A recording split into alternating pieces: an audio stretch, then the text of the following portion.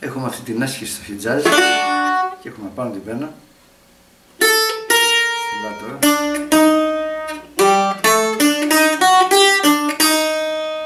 Άρα έχουμε.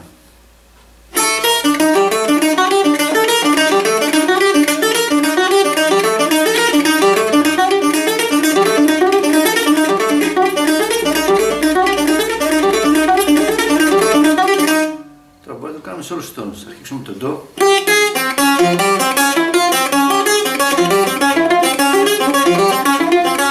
Θα φέρουμε 2 φορές ντο, ρε, μη και τα λοιπά. Άρα.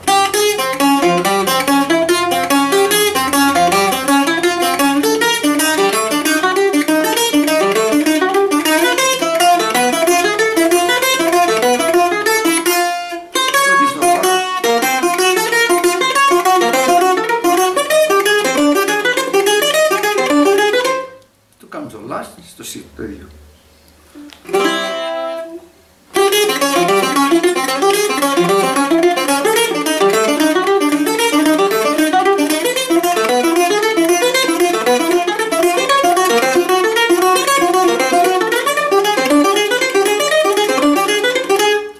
Θέλω να ρωτήσω, εσύ που με βλέπεις και παίζεις μπουζούκι,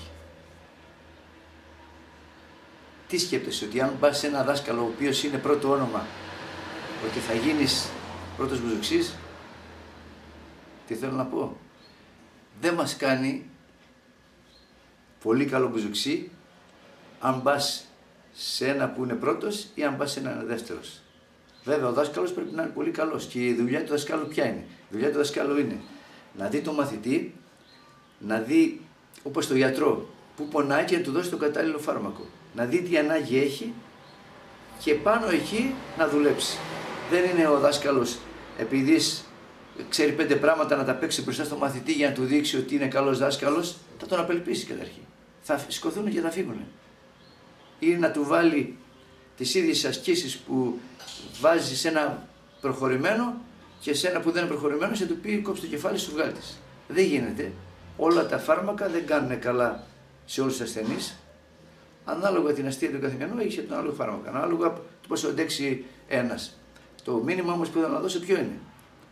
Ότι βέβαια οπωσδήποτε ο δάσκαλος θα πρέπει να είναι καλός, οριμασμένος και η καρδιά του να είναι να σε πάει μπροστά, αλλά εξαρτάται τελικά το πιο πολύ από το μαθητή. Τα τραγούδια δεν μας πάνε μπροστά. Μπορεί να παίζει κάποιος 1000 τραγούδια και τι έγινε? Θα γίνει καλά στην πορεία εφόσον μελετάει και όχι μελετάει τραγούδια. Ασκήσεις, κλίμακες, τεχνικές. Άρα το μήνυμά μου είναι με αγάπη, επειδή η καρδιά μου είναι για να βοηθήσω. Γι' αυτό βάζω αυτό το βιντεάκι. Δεν είναι ούτε για να δείξω, να πω εγώ, μη γέννητο. Παιδιά, ασκήσεις. Ασκήσεις, όσοι πάτε και στους δασκάλους, ρωτήστε το δάσκαλο ασκήσεις. Πού υστερώ? Εκεί.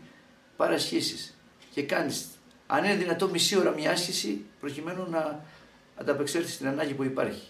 Υπάρχουν τρίλεπτες του λεπτού, οι δασκάλοι ξέρουν καλύτερα από μένα. Οπότε το μήνυμα είναι ασκήσεις, ασκήσεις, ασκήσεις. Δείτε από μένα, ταπεινώνομαι και το λέω αυτό το πράγμα. Δείτε τα βιντεάκια που είχα βάλει παλιά ή και όλοι.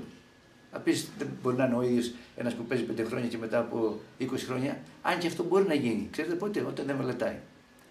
Αλλά το βλέπω και τον εαυτό μου. Μελέτη. Μελέτη και έρχεται συνέχεια αύξηση.